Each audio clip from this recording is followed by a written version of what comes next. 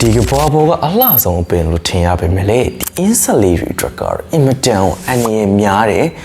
တင်မင်းတမန်ထောင်ချောက်တစ်ခုလို့ပြောလို့ရတယ်အသားစားပင်တစ်မျိုး Okay ဒီပင်ရဲ့နာမည်ကတော့ King Sandrew အပင်လို့ခေါ်ပြီးတော့ပထမဆုံးအနေနဲ့ကတော့သူတို့မြင်တွေ့ရတဲ့နေရာဒေသနဲ့ပုံမှန်သင်ပြကျွန်တော်ရှင်းပြပေးချင်ပါသူတို့တော့ကျွန်တော်ကဘာဘောကတခြားဘယ်နေရာမှာမမြင်ရပါဘူးတောင်အာဖရိကရဲ့ဆွတ်တဲ့တောင်ပေါ်ဒေသတွေမှာပဲမြင်တွေ့ရလေးရှိတဲ့အပင်မျိုးစိတ်တစ်မျိုးလည်းဖြစ်ပါတယ်နောက်ပြီးထူးဆန်းတဲ့အချက်တစ်ချက်ကဒီပင်ပေါက်ရောက်တဲ့နေရာဒေသရဲ့မြေဩဇာတွေမှာကအပင်တပင်ပေါက်ရောက်နိုင်တဲ့အစာအာဟာရတက်တွေလုံးဝမရှိပါဘူးဆိုတော့ဒီအပင်ကမြင်းစီလောင်မှာအစာအာဟာရမရှိတဲ့အတွက်သူတို့ကတနည်းတစ်ပုံနဲ့အစာအာဟာရတွေရအောင်လို့စင့်ကဲပြောင်းလဲသွားပါတယ်ဘလို့ပြောင်းလဲသွားလဲဆိုတော့ဒီအစာအာဟာရကိုမြင်းစီလောမယူတော့ဘဲနဲ့ဒီအသားစားခြင်းဆိုတဲ့ဤစနစ်ကိုစင့်ကဲပြောင်းလဲပြီးတော့ဒီအသားစားပင်တစ်မျိုးဖြစ်လာတာလည်းဖြစ်ပါတယ်ပြီးတော့ဒီပင်ကနာမည်နဲ့လိုက်အောင်ပဲခင်းဆိုတဲ့အတိုင်းပဲသူတို့ရဲ့ဖွဲ့စည်းတည်ဆောက်ပုံကတခြားသားစားပင်တွေနဲ့မတူပါဘူးဥပမာ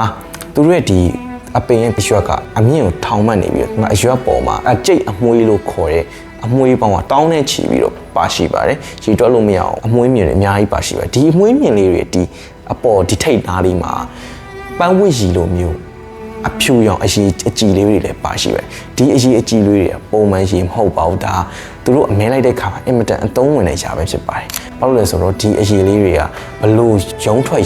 ဘလုံးဝရုံလို့မရအောင်ပြုတ်လောက်ထားတယ်အလွန်စေးကတ်တဲ့အရေးတစ်မျိုးပဲဖြစ်ပါတယ်ဒါကိုအပင်ကတဘာဝအတိုင်းထုတ်လုပ်ပေးထားလဲဖြစ်ပါတယ်ခင်ဗျာကဲဆက်လက်ပြီးကျွန်တော်ဒီအပင်တွေရဲ့ကြောက်စရာကောင်းတဲ့အမဲလိုက်စနစ်ကိုကျွန်တော်ရှင်းပြပေးချင်ပါတယ်သူတို့ကတားကောင်တော့မဲလိုက်ဘလို့ညံညံနဲ့များလဲဆိုတော့အပေါ်မှာပြန်လာတဲ့ပြားလေးတွေပတုံးလေးတွေဒါမှမဟုတ်တခြားသော insect လေးတွေကဒီအပင်ကိုမြင်တဲ့အခါမှာသူတို့ထိတ်ပြားမှာကျွန်တော်ခုနပြောသူတို့ဒီအရွက်တွေမှာပါတယ်အမွှေးလေးတွေရှိတယ်ဒီအမွှေးလေးတွေအပေါ်မှာပါတယ်ဒီပန်းဝစ်ရီလိုဟာလေးတွေသူတို့ကဒီ insect လေးတွေသူတို့စားသုံးတဲ့အရာလို့ထင်ပြီးတော့လာကြတယ်လာပြီးတော့စုပ်ယူဖို့ကြိုးစားတဲ့အခါမှာဒီအပင်ပေါ် insect ကခြေတော့လှမ်းချလိုက်တာ ਨੇ ဒီအပင်ရဲ့စေးကတ်တဲ့ဒီအရှည်တွေနဲ့ insect ကသွားချုပ်မိပြီးတော့ဘလို့ယုံပြန်မလွတ်တော့ပါဘူးဒီအချိန်မှာလည်းအပင်ကဘလောက်ထိညံကောင်းလဲဆိုရင် insect ကလွတ်မြောက်ဖို့အတွက်ရုန်းကန်နေတဲ့အချိန်မှာ vibration လို့ခေါ်တဲ့တုံခါမှုနဲ့ဒီ PR ပေါ့နော်ဒီတုံခါမှုနဲ့ PR ဒီနှစ်ခုက insect ကရုန်းကန်နေတဲ့အချိန်မှာဒီအပင်ရဲ့အရွက်ကနေပြီးတော့အာယုံခံနိုင်ပြီးတော့ဒီအာယုံခံမိသွားပြီဆိုတာ ਨੇ သူတို့ခန္ဓာကိုယ်ပေါ်မှာ insect တစ်ကောင်လာမိနေပြီသူတို့စားရမယ်တတဝါတစ်ကောင်လာညှိနေပြီလို့သူတို့အာယုံခံမိတာ ਨੇ သူတို့ခန္ဓာကိုယ်တွေမှာရှိတဲ့ cell တွေကရေတု PR အလျောက်အပြောင်းလဲတွေဖြစ်သွားပြီးတော့သူတို့ရဲ့ခုနပြောတဲ့အမွှေးမြင်တွေထောင်ပေါင်းများစွာတောင်းပေါင်းများစွာရှိတဲ့အမွှေးမြင်တွေကဒီ insect လေးရဲ့ခန္ဓာကိုယ်ကိုချုပ်ကင်လိုက်တယ်ချုပ်ကင်လိုက်တဲ့အချိန်မှာပဲမပြီးသေးပါဘူးဒီပင်ကစပယ်ကြီးမွေတစ်ကောင်ကနော်ဒီကျွန်တော်သားကောင်လေးတစ်ကောင်အမဲလိုက်တဲ့ခါမှာရစ်ပတ်ပြီးချုပ်ကင်ထားလို့မျိုးဒီအပင်ကလည်းသူ့အရွက်အရှည်ကြီးနဲ့ဒီသားကောင်ကိုတဖြည်းဖြည်းရစ်ပတ်ပြီးဖမ်းချုပ်ကင်ပါတယ်ဆိုတော့အင်မတန်ရက်ဆက်တဲ့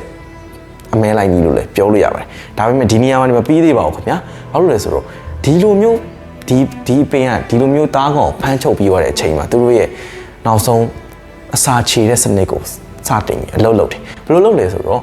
ဒီလိုမျိုးတားကောင်ကဒီအပင်ရဲ့ရစ်ပတ်ခြင်းကိုခံလိုက်ရတဲ့အချိန်မှာတားကောင်ရဲ့ဒီအပင်ကနေပြီးတော့ဒီအစာချေအင်ဇိုင်းတွေကိုမယံမနာထုတ်လို့တယ်ဒီအစာချေအင်ဇိုင်းတွေကတားကောင်ရဲ့ခန္ဓာကိုယ်တွေကိုဝင်ရောက်ထိုးဖောက်သွားတဲ့အခါမှာတော့တားကောင်ကတဖြည်းဖြည်းချင်းနဲ့မခံမရက်နိုင်ဖြစ်ပြီးအသက်ရှင်လျက်နဲ့ပဲဖမ်းချုပ်ခံလိုက်ရပြီးတော့ဒီအင်ဇိုင်းတွေကြောင့်ပဲအရေးပျော်လာတယ်အရေးပျော်လာတဲ့အခါမှာအစာအာဟာရအရေးတွေကိုဒီပင်ကပြန်လဲထုတ်ယူစားတောက်ပြီးတော့အသက်ရှင်တန်ဖို့အသုံးပြုလိုက်တာပဲဖြစ်ပါတယ်ခင်ဗျာဆိုတော့အစောပိုင်းမှာလွတ်မြောက်ဖို့အတွက်ရုန်းကန်နေတဲ့ဒီ insect လေးတစ်ကောင်ကမလှုပ်မရက်နိုင်တော့ပဲနဲ့ခန္ဓာကိုယ်ထဲမှာကဘာစိတ်ပိုင်းမှမရှိတော့ဘူးခန္ဓာကိုယ်ခွန်အချောက်ကြီးပဲကြံခဲ့ပါတယ်ထိုအချိန်မှာတော့ဒီပင်ကဒီကြံခဲ့တဲ့သားကောင်ရဲ့အလောင်းကိုမြေပြင်ပေါ်ပစ်ချပြီးတော့နောက်တစ်ဖက်သူတို့ခုနရစ်ထွေးနေတဲ့ပုံစံကနေပြီးတော့ပြန်ပြီးတော့ထောင်မှတ်တဲ့အနေအထားကိုပြန်ရောက်သွားပါတယ်ဒါကတော့နောက်တစ်ခါအမဲလိုက်ဖို့အစင်သစ်ဖြစ်နေတဲ့အနေအထားပဲဖြစ်ပါတယ်ခင်ဗျာ